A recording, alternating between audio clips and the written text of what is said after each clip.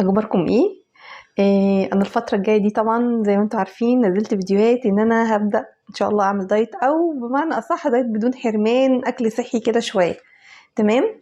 نظبط اكلنا شويه. فاشتريت شويه مشتريات.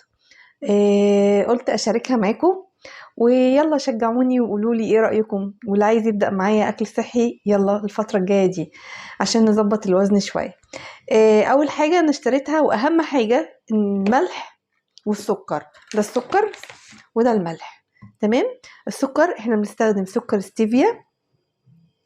سكر ستيفيا طبعا الكالوري بتاعته مش مفهوش كالوري خالص، زيرو كالوري. ف...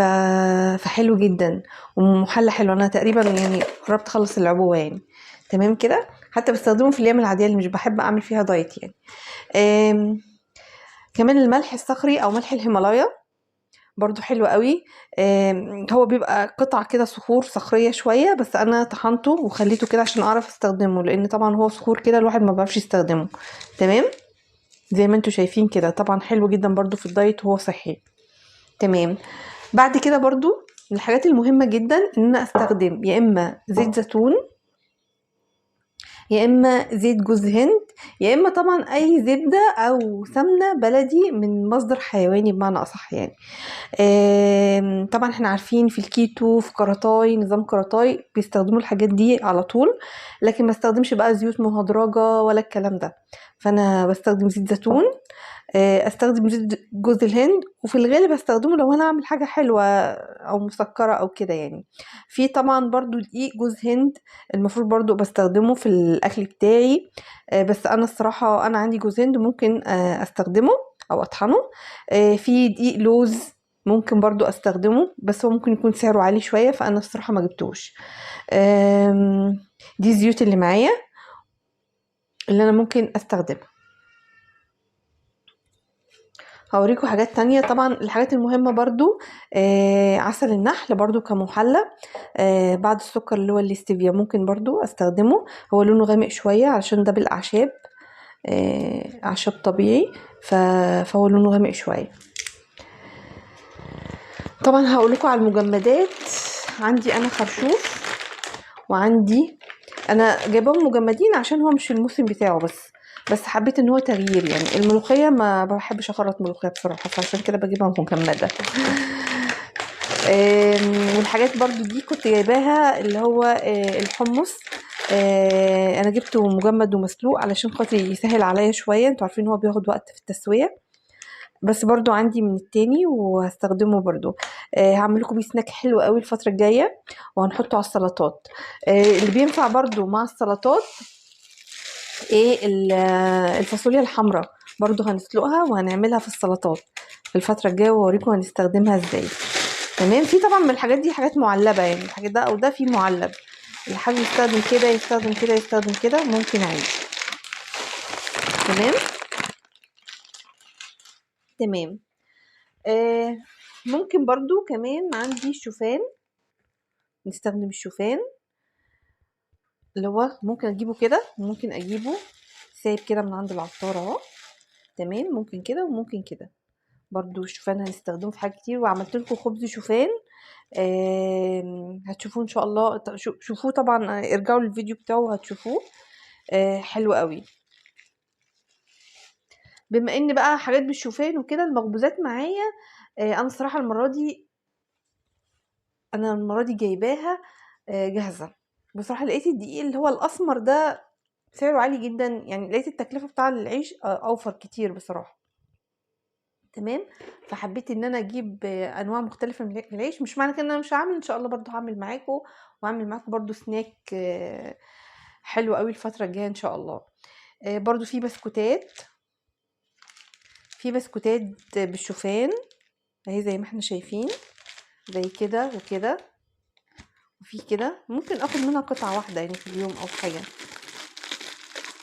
هو بصراحة انا جربت اهو ده برضو كوكيز شكله حلو قوي.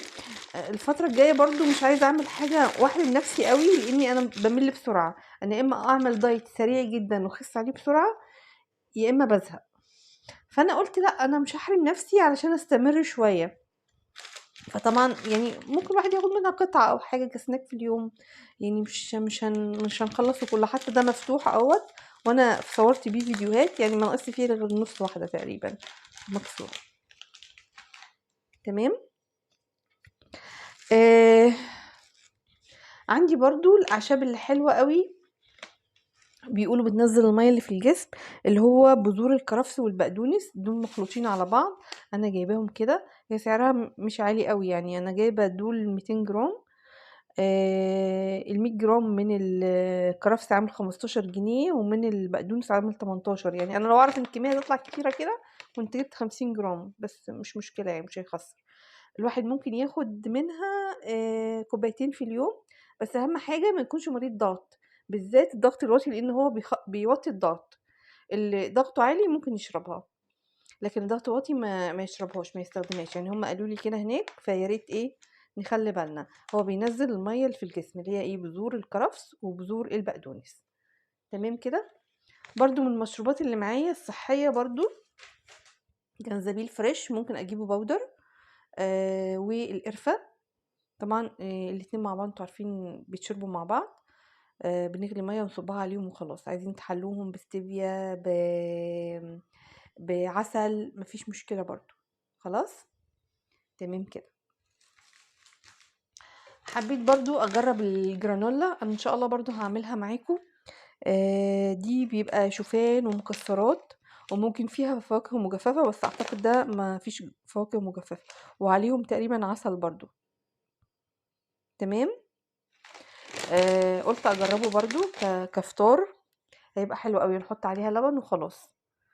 وأنا هاقول لكم إزاي هنعملها إن شاء الله، وهاجرّبها معاكم مرّة إن إحنا نعملها في البيت، نحمّصهم ونعملها في البيت، بس أجيب شوية مكسرات كده، لإن المكسرات اللي عندي شِبه خلصانة يعني مش هتكفّي اللي عندي، البواقي اللي عندي مش هتكفّي.